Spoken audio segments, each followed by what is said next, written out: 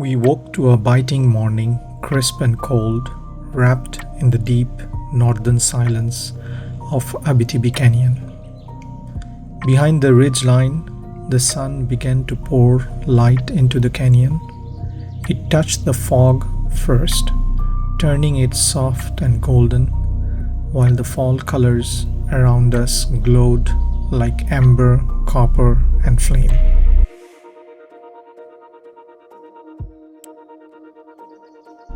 SUV was glazed with ice, and the tent fabric had frozen stiff, crackling with every small movement.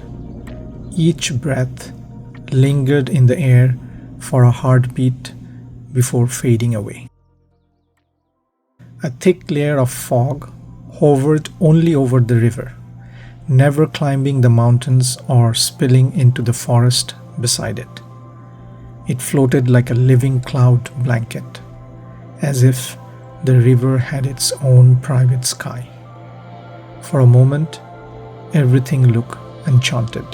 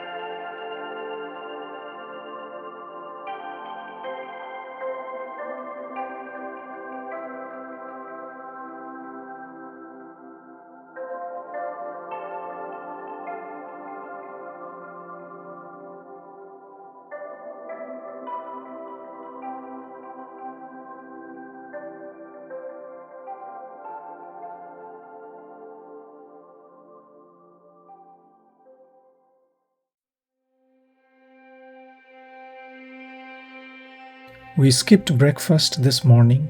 No cooking, no cleanup, just pack up and move.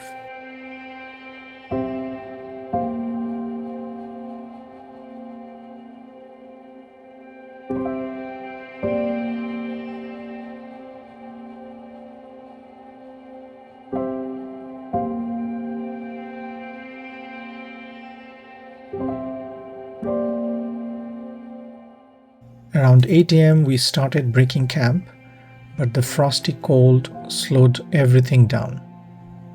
Anything soft had turned stiff and hard, so stuffing all the gear back into bags took twice the effort.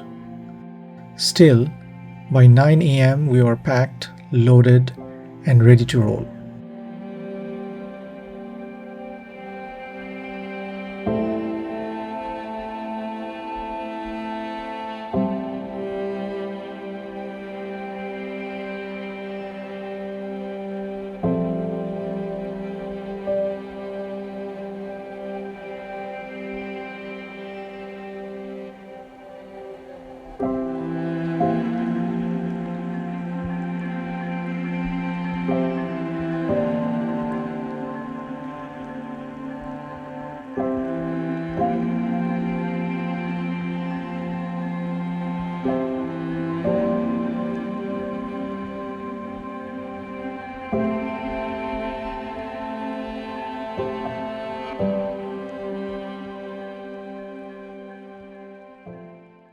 Before crossing the Abitibi Dam, we stood for a moment under the direct northern sun and let it warm us up.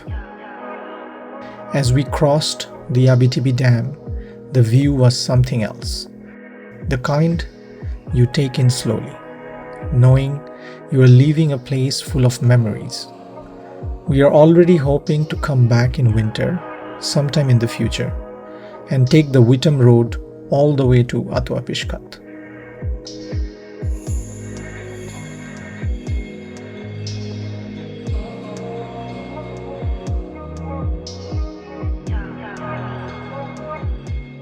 Even after finishing the driving in Abitibi Canyon and Otter Rapids, we still had plenty of fuel, enough to reach Timmins without topping up in Smooth Rock Falls. So we pushed on and saved the brunch for the city called Timmins.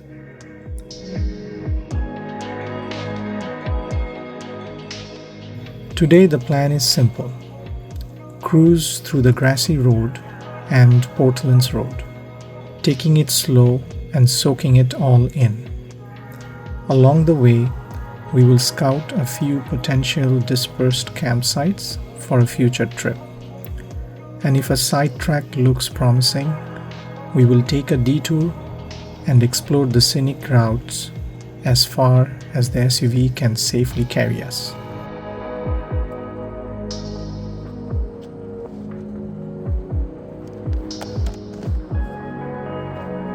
We rolled into Timmins around 1 p.m. Quick brunch, a quick garbage stop, then we pulled over right before the Grassy Road begins to air down for the next stretch. Oh, one more thing. Our GoPro media pack malfunctioned and we lost all the audio. Thankfully, the footage survived, so for now, the road will have to speak through this voiceover.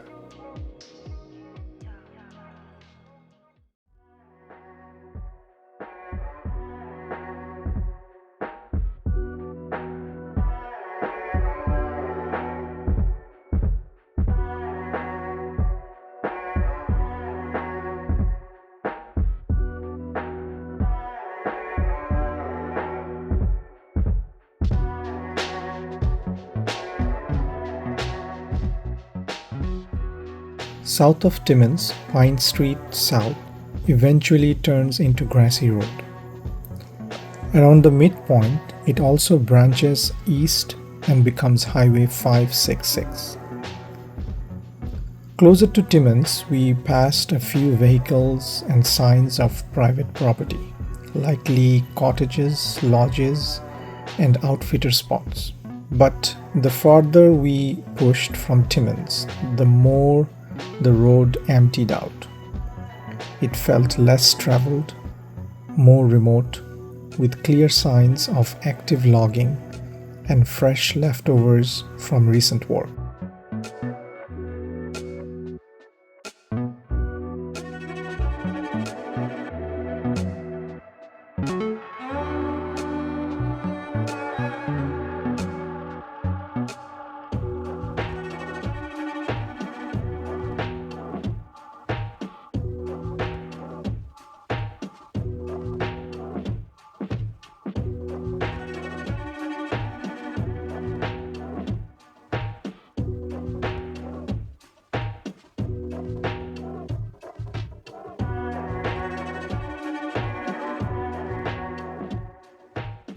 We took a quick detour to scout a possible campsite near a quiet lake, but the trail narrowed fast. It felt more suited for an ATV than a full-size SUV, so we backed out and moved on. No camping tonight, so we stick to the plan and make the most of the daylight, pushing ahead to explore Portelance Road.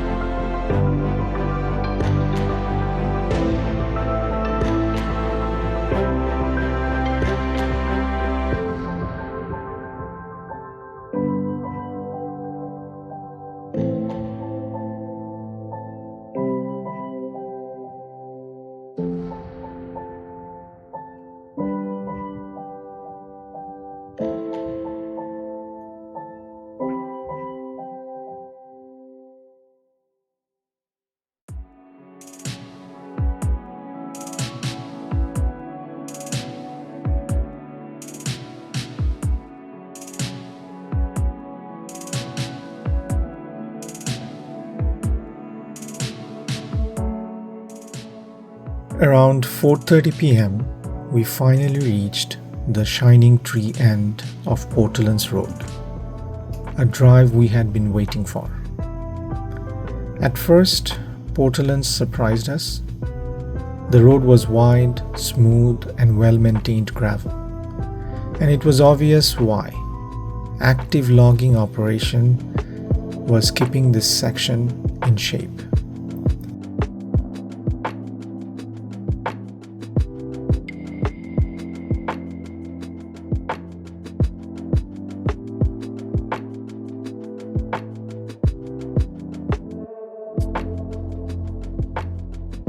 We came in hoping for something wilder and more scenic. So for a moment, it felt a bit disappointing. But about 30 minutes in, everything started to change. The road narrowed, the maintenance faded, and the feeling of remoteness returned. For the next 4 hours, we rolled deeper into the northern section of Portelance Road, soaking in that quiet, rugged beauty as the sun slowly dropped toward the horizon.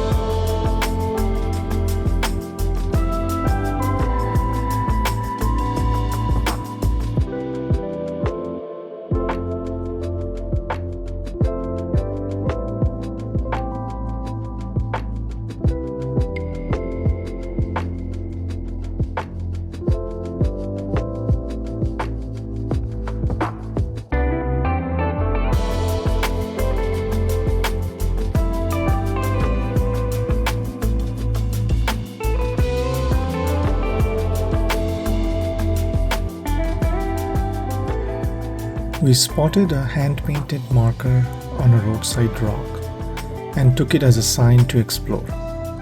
Just a short detour, we told ourselves, and it turned out to be a lookout point. We hurried up the path to catch a quick view, knowing we were racing the clock to finish the Portelance.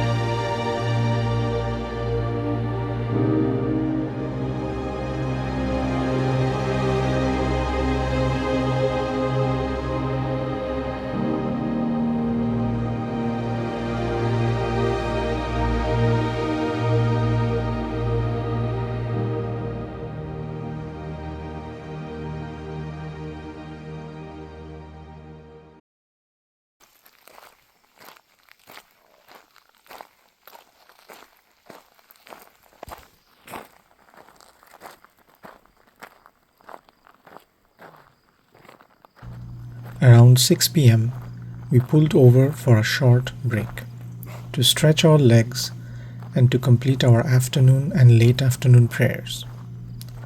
Out here, the wilderness feels intensely quiet, the kind of seclusion you can almost feel in your chest. Not long after, we ran into a serious washout. It had been repaired, but in a pretty rough way. with the track sloping toward the drop. The camera barely captures how deep it was, or how sketchy the angle felt from behind the wheel. Thankfully, we eased across safely. Otherwise, we would have had to turn back and take the paved highway all the way home.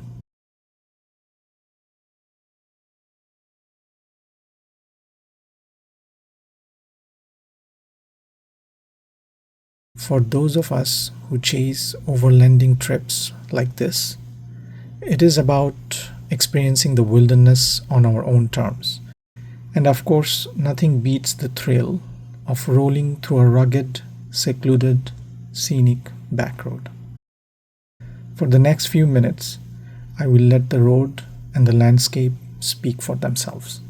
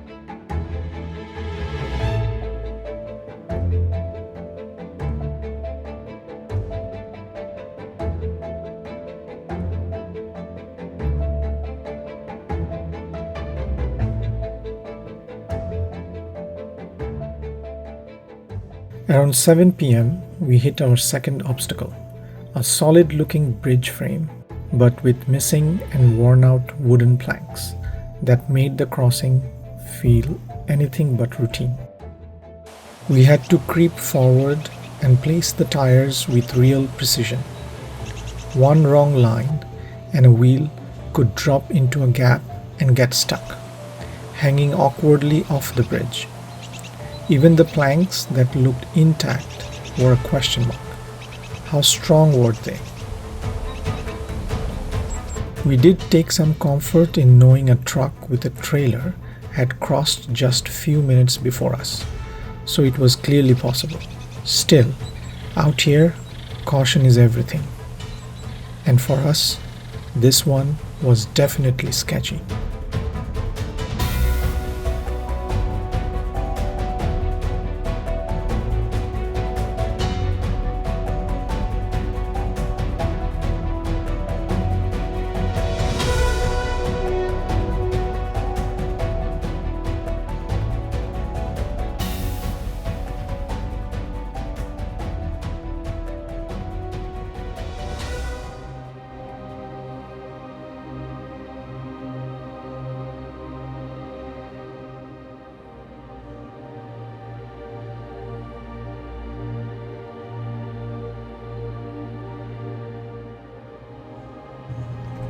The sun is sinking low now, and the daylight softens with every turn.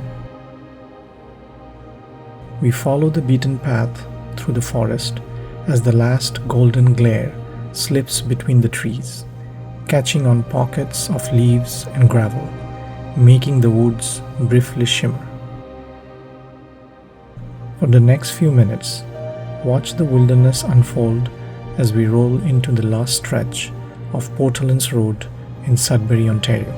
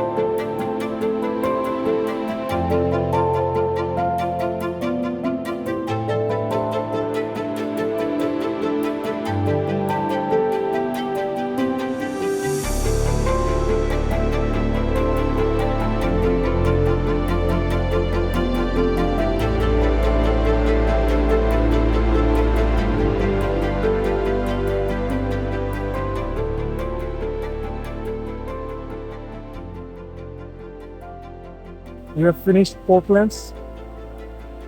We decided to haul through the whole highway and finish it and go all the way to Toronto. We are skipping the camping for tonight.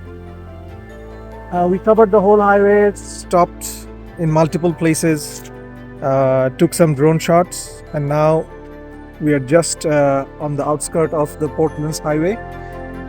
And just like that, our one night, 2-day run comes to an end. From the foggy sunrise in Abitibi Canyon to the quiet pool of Otter Rapids and the long northern backroads to Whittam through Grassy Road and Portelance, this trip gave us everything we came out here for.